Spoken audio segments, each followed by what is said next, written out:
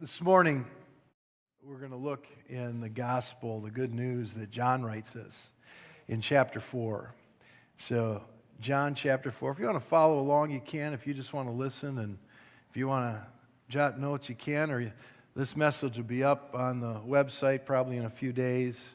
And you can always push and play and fast forward and, rewind and all that. But just hope that we find something this morning that can impact our lives and bring us to greater faith and faithfulness to the Lord. Gospel of John chapter 4, kind of a popular passage. We hear from time to time the woman at the well, and I just want to look at this passage and maybe bring one or two things out that maybe would help us maybe understand better and apply something to our life. So in the Gospel of John chapter 4, verse 1, it says, "Now when Jesus learned that the Pharisees had heard that Jesus was making and baptizing more disciples than John, although Jesus himself did not baptize, but only his disciples did that, he left Judea and departed again for Galilee. And he had to pass through Samaria." There's a reason that he had to pass through Samaria. There's a main road there that goes from Jerusalem to Galilee, and it was just the best way to travel from that particular place to another. And that was kind of a main thoroughfare right there through Samaria, and we'll learn a little bit about that as we go on this morning. So we came to a town there in Samaria called Sychar, near the field that Jacob had given to his son Joseph. Jacob's well was there. So Jesus, wearied as he was from his journey, was sitting beside the well. It was about the 6th hour. Now, in this context, as they're looking at the 6th hour, that would bring them to round about 12 noon. Sun's high, heats up, and a woman from Samaria came to draw water. Jesus said to her, "Give me a drink," for his disciples had gone away into the city to buy food. The Samaritan woman said to Jesus, this is really important, "How is it that you, a Jew, ask for a drink from me, a woman, and I am from Samaria?" For Jews had no dealings with Samaritans. I want to pause here. I want to give us, the history is just really important, and if history is boring to you, you can doze off here and we'll wake you up later. But history is really important in most contexts. But in this context, we have to really understand what this lady is saying when she says, "How is it that you, a Jew, are talking to me, a Samaritan?" The history here goes way back generations. In fact, it goes, where we'll jump in history to kind of give context is probably around the 8th century before Christ. It's around 720 BC, somewhere in there. Kind of an era where they might call it the time of the kings. Okay, and what happened here is they were coming to a time where there was a separation in God's people. There were 10 tribes. There's 12 together, but 10 became part of the northern kingdom, and there were 2. Benjamin and Judah that became part of the southern kingdom. And the southern kingdom, they were very orthodox. They paid a lot of attention to worshiping Yahweh, to obeying God's laws and commands. They were very attentive. They were very orthodox. The other 10 tribes that became the northern kingdom, they began to slip in their worship of Yahweh. They became unorthodox in the context that they didn't pay attention to the laws. If you want to put it kind of in our terms, they were kind of backsliding from the ways of God that they knew and the worship of Him and how it was supposed to happen and being conscientious in their life and how they live. And so it began this decline. Now, what happened in this separation, if you were to look probably in 1 Kings chapter 16, King Omri, he purchased a hill, okay? And on this very large hill, he built a city that we know as, in Bible times, as Samaria. And so he built this city, and what happened that the Samaritans, see, initially they were those 10 tribes, so they were Jewish. I mean, the 12 tribes, they were a brotherhood. They were, brother and sister in God, in Yahweh, in faith, and there came this separation. And so the king of Omri built this city, Samaria, and it became the capital city. And it was, you had to pass through there. It was kind of the only main drag to get from Jerusalem to Galilee. And this is where Jesus is walking through. We catch him here in the Gospel of John chapter 4. And he meets this woman from Samaria. Now, to further the history between Jews and Samaritans, not only did the two tribes of Judah become very orthodox, they saw that the other 10 tribes, the northern kingdom, that their decline in observing Yahweh.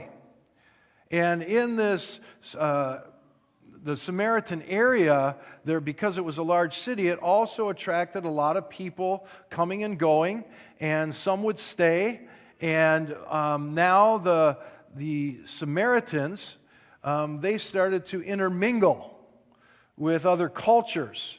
And then they started to intermarry, which was unlawful because they were idol worshipers, many of them. And so now there was this blending of culture and different convictions that came to Samaria.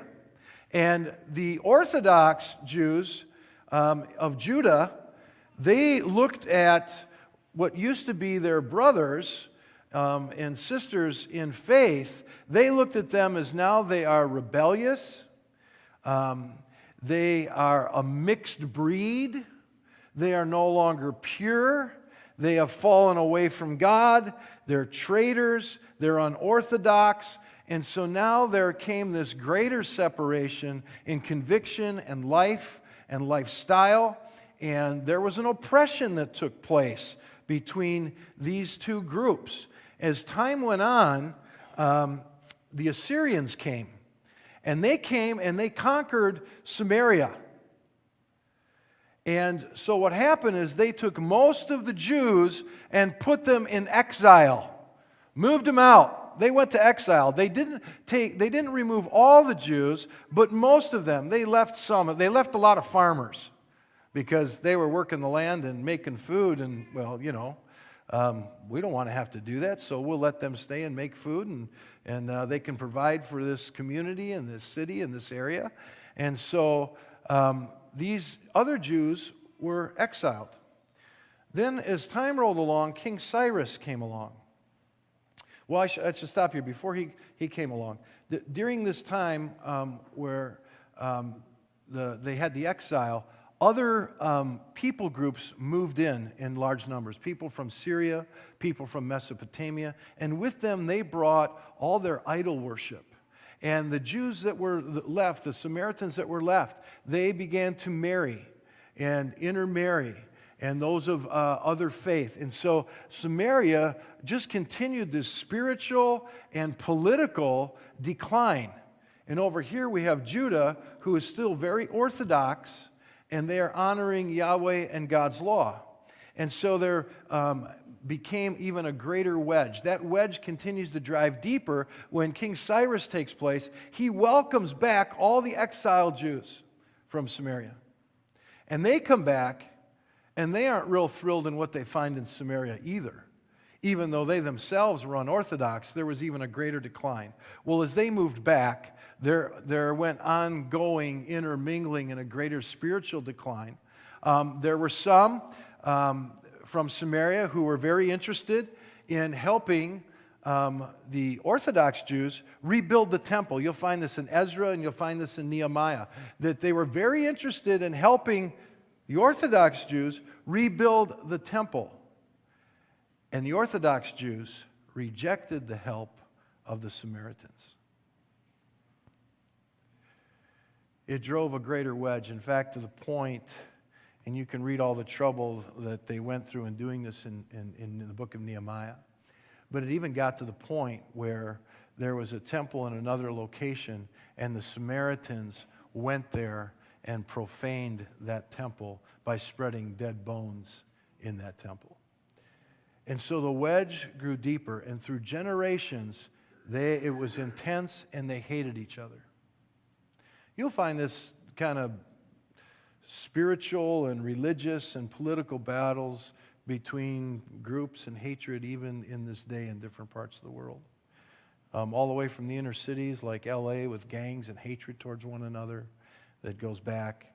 You can go to Ireland and see the intense persecution and bias between Catholics and Protestants. And you can go to different places around the world and you will find this same trouble. Well, this was for generations, and now you have Jesus, Jewish, show up sitting at a well at high noon, and here comes this woman who's a Samaritan, and he hops the fence, he breaks the fence, he becomes a gate, builds a bridge, and surprises her. And he speaks to her. One, the surprise is because she's a woman, just because of cultural respect in that Bible and customs in time. But secondly, that she's Samaritan. They don't talk to each other. They can't stand each other. And here is Jesus, and he addresses a Samaritan and says, "Would you give me a drink?" We'll go back to John chapter 4, now that you have the history of the tension between these people groups. And Jesus answers her, "If you knew the gift of God, who it is that is saying to you, 'Give me a drink,' you would be asking him for a drink." The woman replies and says, "Sir, you have nothing to draw water with, and the well is deep. Where do you get this living water? Are you greater than our father Jacob? He gave us this well, and he drank from it himself, as did his sons and livestock, and through all generations till now, we have come to this well." Jesus said to her, "Everyone who drinks of this water will be thirsty again. But whoever drinks of the water that I give them will never be thirsty again. The water that I will give him will become a spring of water welling up into eternal life." The woman said to him, "Sir, give me this water so that I will not be thirsty and have to keep coming back to this well." See, she's still hooked on this whole physical part. I come here, I'm carrying this jar, I'm filling it with water, I take it back to where I have to walk back to where I live. You know, this is difficult, this is hard work. Boy, if you can give me water and I don't have to keep coming back here to do this, sign me up. But she's still thinking on the physical terms. Where can I get this water? I don't want to have to come back here. If I can have water where I'm not going to thirst again, that would be good by me. She's still on this physical plane, thinking that Jesus is talking about a physical well and physical water to put in a physical jar. "Give me this water," she says, "so I won't be thirsty and have to come here." And Jesus said to her, "Go call your husband and come here." Now this is where it really gets interesting. Jesus says, "Go get your husband and bring him here." And the woman answers him and says, "I have no husband." And Jesus says to her this word of knowledge, this gift of knowledge about someone's life that he would have no way of knowing. He answers her and says, "You are right when you say you have no husband. For you have had 5 husbands, and the man you're now with is not your husband. What you have said, woman, is true, that you have no husband." The woman said to him, "Sir, I perceive that you are a prophet. Our fathers worshipped on this mountain, but you say that in Jerusalem, that's the place where we must go to worship." Jesus said to her, see, she's already speaking from her bias. From being oppressed, growing up as a woman, as a Samaritan, talking to a Jew, she is already assuming that Jesus believes like every other Jew. that you say we have to go to Jerusalem, we have to go over there, we have to go up to that temple to worship, when her forefathers say, hey, we can go up to this mountain here and we can worship. And she's assuming that Jesus believes like every other Jew. And so she brings up this conflict. You say this, but our forefathers say this. And Jesus surprises her with an answer. Because he doesn't speak from the prejudice or the bias or the bigotry.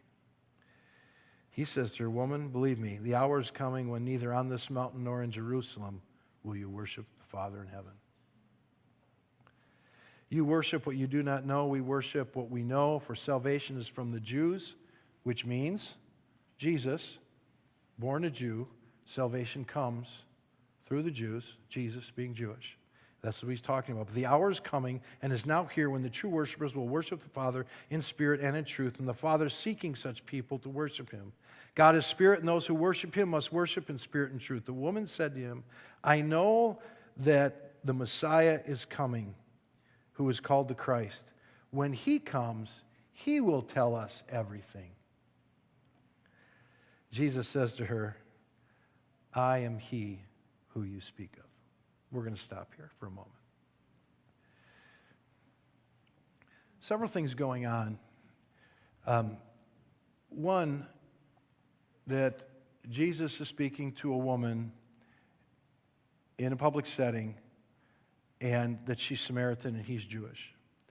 But the other interesting thing is that this is at noon. Sun is high, heat's turned up. Why is this woman coming to the well at noon? Because you see, women gathered at the well with their jugs and their jars. They would come there early in the morning when it's still cool. Makes sense, right? Right? Say yes. This is the part where you wake up again. Yes, I remember being in a dusty, primitive place in India. And it was we would call it a city, but over there it's not a city. They call it a village. It's 300,000 people. And in this village, dusty roads, dirt roads, primitive housing, all of that. I looked out my window early in the morning, and there was a gathering of women, a large gathering of women with jars, jugs. And they stood around this public spigot well. And they stood there and they just, they visited. I could see they were talking with one another, and they were getting water and waiting their turn, and then they would walk and make their journey back through the village to wherever they live. They would do this early in the morning. In the middle of the day, there was nobody over at that well. They were not filling up jugs and hauling them at high noon. There's a reason that this woman was there at noon. Jesus says, go get your husband. She says, I don't have one. He says, you're right, you have 5. And the man you're now with, well, he's not your husband.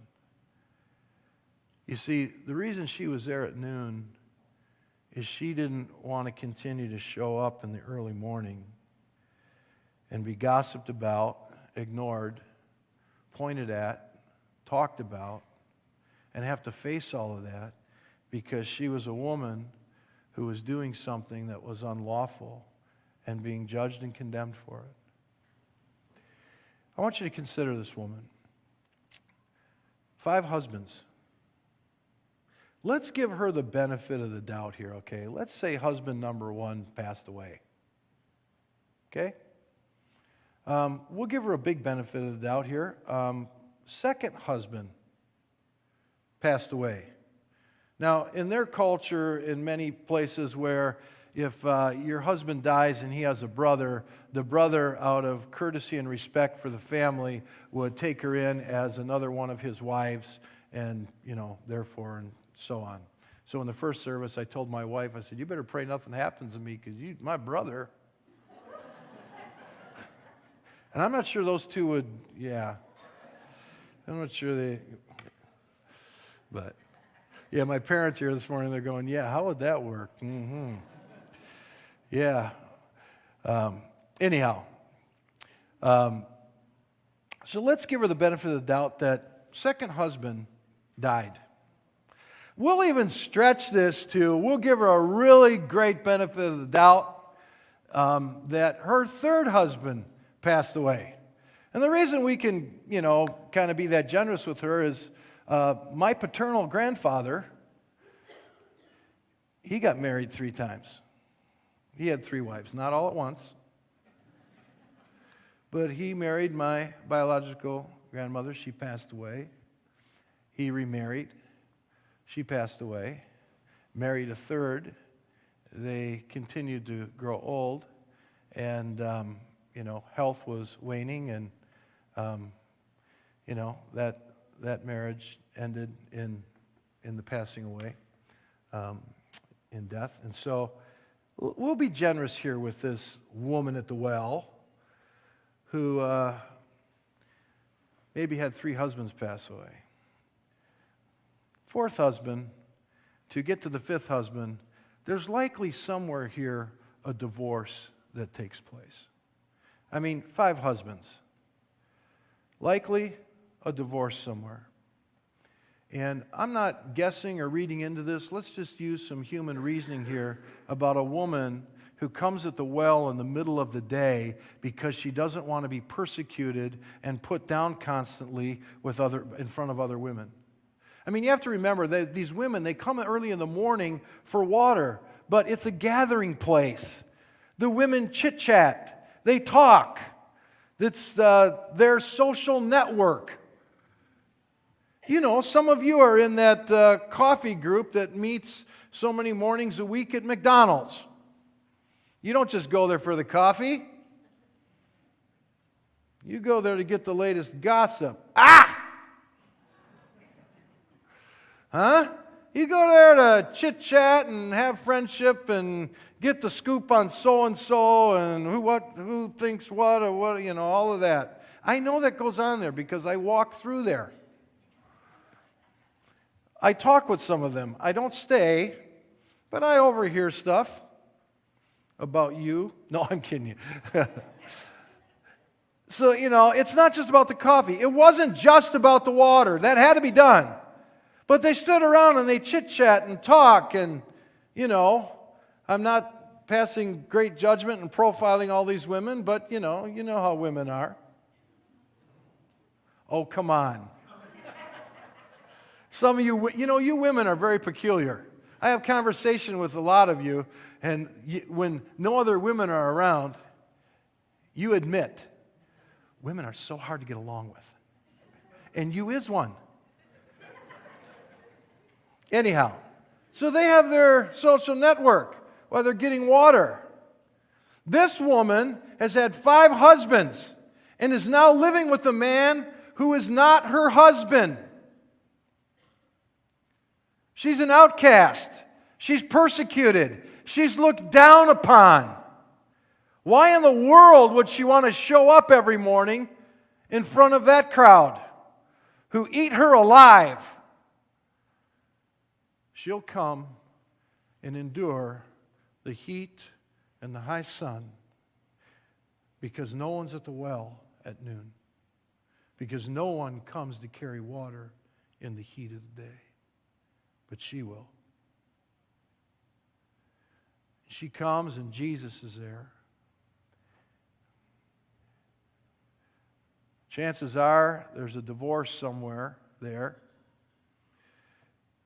The 5th husband, there's a great chance that he divorced her not in the context of providing her with a certificate of divorce, but threw her out on the street. You see, he could have multiple wives, and for some reason, he threw her out on the street, whether it was for adultery or whether it was for burning his bread. Any reason at all, he could throw her out, divorce her without a certificate of divorce. See, the certificate of divorce would free her to remarry. But if he throws her out in the context of divorce on the street, no more being welcomed under the roof and protection and provision of his home, he could throw her out on the street without a certificate of divorce. And now what is that woman supposed to do?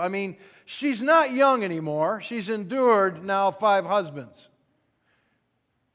And I say endure on purpose. Men. She's endured 5 husbands. She's not young anymore. What career is she going to have to provide for herself on the street? And she can't just go and marry somebody because legally she's not divorced. She's just been thrown out. And lawfully, a husband could do that. What is she supposed to do? Where is she supposed to go? How is she supposed to eat? How is she supposed to get out of the weather? She's destitute. The chance is the 5th husband didn't give her a certificate of divorce. She was just thrown out. And now, any relationship with any man that she has, because she cannot marry them, will be sinful. She'll be committing adultery, and so will they, or fornication. So here's this woman with an oppressed history. Politically oppressed, religiously oppressed, because she's a Samaritan. We go back in history. She's looked down upon. She's not Orthodox. She's not really a follower of Yahweh. She comes from a mixed breed now. She comes from idol worshipers. She's had 5 husbands, likely divorced and thrown on the street, and now is with a man who is not her husband. And Jesus knows all of this. She's at the point, let's consider this, because I've talked to a lot of people in the years of ministry who gave up hope for any life change or anything better for a lot less than what she appears to have gone through. So here she is, thirsty, dry, empty, because that's what life has left her. It's what relationships have left her. She's opposed, and oppressed religiously, politically, and now personally in her personal life. At an age where maybe hope has left her that anything could ever change. And so, she is glad to be living as a wife, though she's not married, with a man. She's got a house, some place to live. She's going to eat. She's going to be somewhat provided for. It's not right. It's not lawful. But at this point of brokenness, anything that comes close to the scent of provision or some scent of love, I'll take. The man, I don't know if he's nice or not. He may know that she can't get married, and he may just see an opportunity to take advantage of her destitute state and provide little for her, though it's something, and just take advantage of her situation in her. See, this is the state of the woman. And Jesus, a Jew, talks to a Samaritan. Says, I've got water that will bring hope satisfied. Not hope deferred, not just some wild dream that you know will never take place. I can give you water that will satisfy your longings. A very interesting thing happens in this passage of John 4. Just then his disciples came back. They marveled that he was talking with a woman, but no one said anything. What do you seek, or why are you talking with her? Those questions were not raised. So the woman left her water jar. Oh, don't skip over that. This is the real thing for us right here. She left her water jar. Say it. She left her water jar. She left her water jar and went away into town and said to the people. Now said to the people who judge her, persecute her, look down on her, don't want to associate with her because it would taint their reputation. She goes back to those people. And she says, come. She invites. Talk about forgiveness. She wants them to benefit. Come see a man who told me everything I ever did. And she poses this question, which is a great question for you here and if you're here and you're not sure about God or sure about Jesus or Christianity, here's the question for you. She says, can this man be the Christ?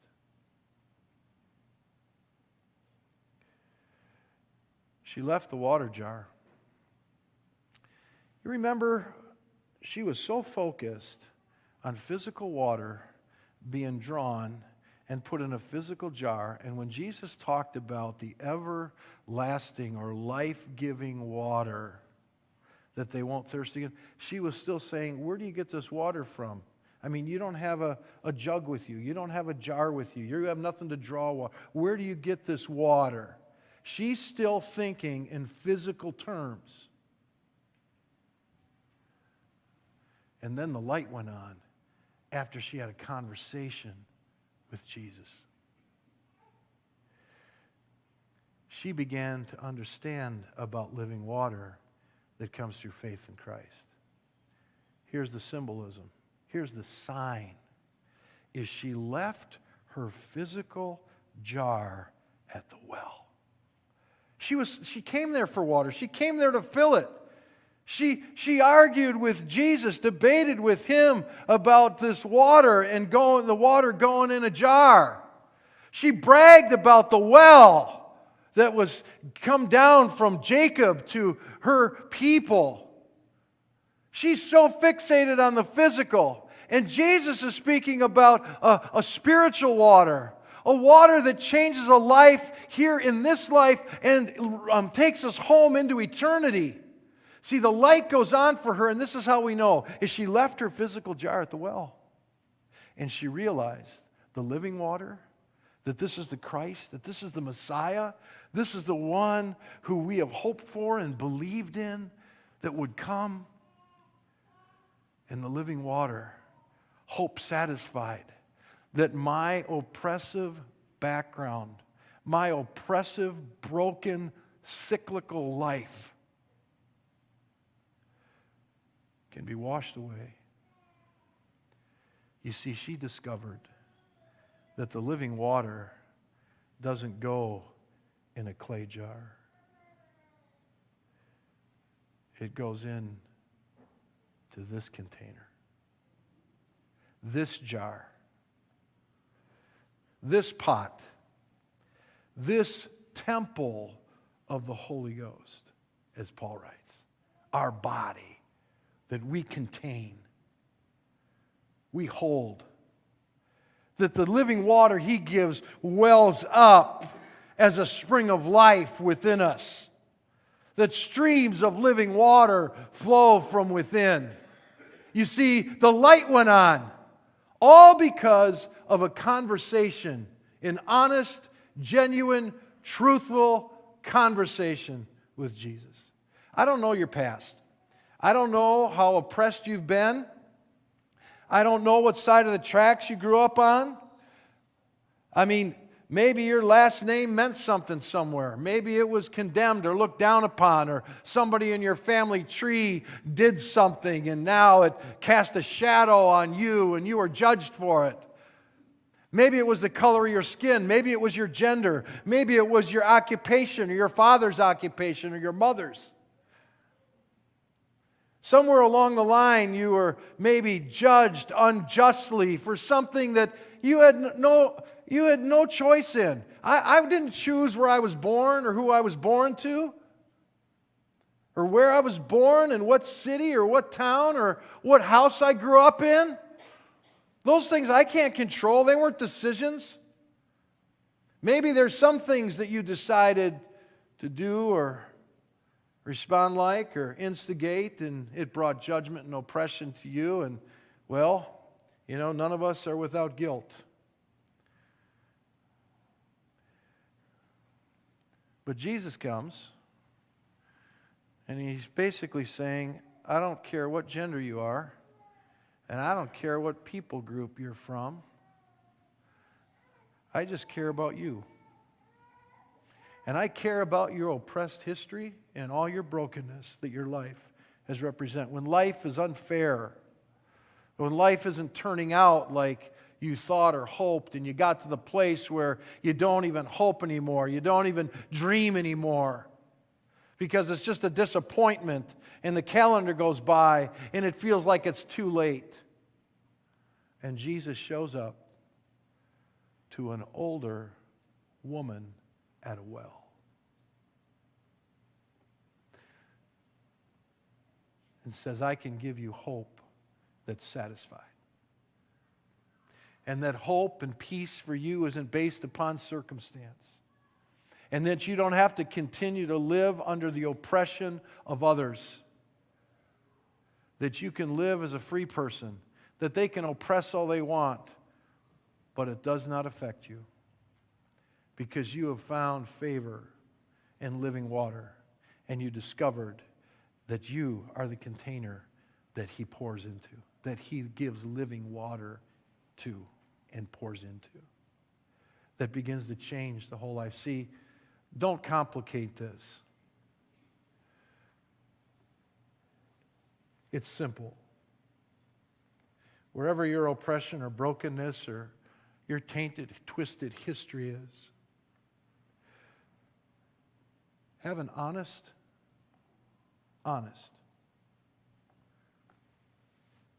wide open, nothing hidden conversation with Jesus. It will change everything. It's a power and a life-giving Spirit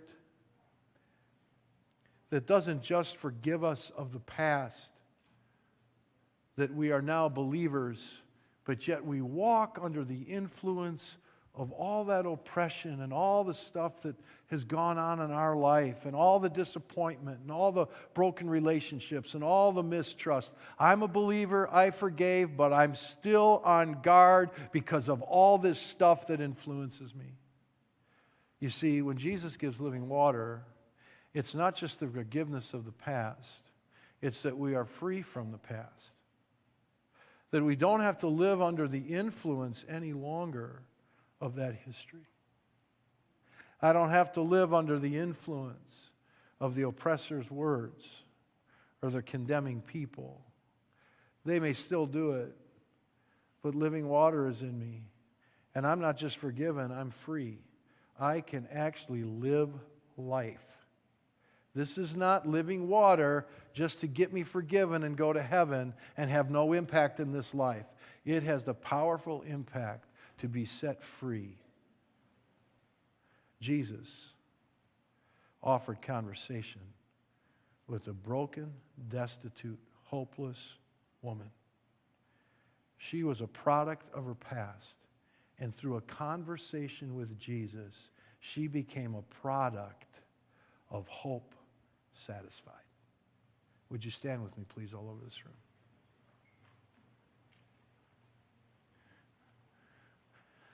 I know my history. I don't know all of yours. I know snippets because you've shared with me, some of you. But you know your history. And you know from your history what you still feel like you walk under. And I want to tell you that if you're not walking free and I'm not walking free, it's not because of Jesus' blood isn't powerful enough or the life-giving water in His Spirit isn't enough. It's that I choose not to be filled with it. Because if you and I choose to be filled with it, there is no room for that. That woman left the empty jar that represented the burden of life, that represented the emptiness of this life, and discovered the fullness of living water inside of her. You see, that's the woman at the well. She's us. She's you. We're her. Running around trying to satisfy and grasp hope and make something happen and try to cover brokenness or work our way through it or just give up. one conversation with Jesus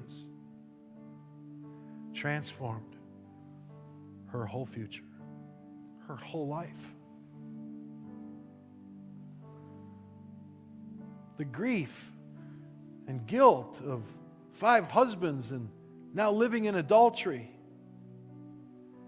all wiped away. Every mean word, every slap, every beating, the horrifying experience of being thrown out on the street with nothing and no place to go, in a time where she was a oppressed outcast of society and religion and politics. And Jesus came. Jesus came. Jesus showed up in my neighborhood. He showed up at my well. He showed up on my route. He showed up where I live. He showed up.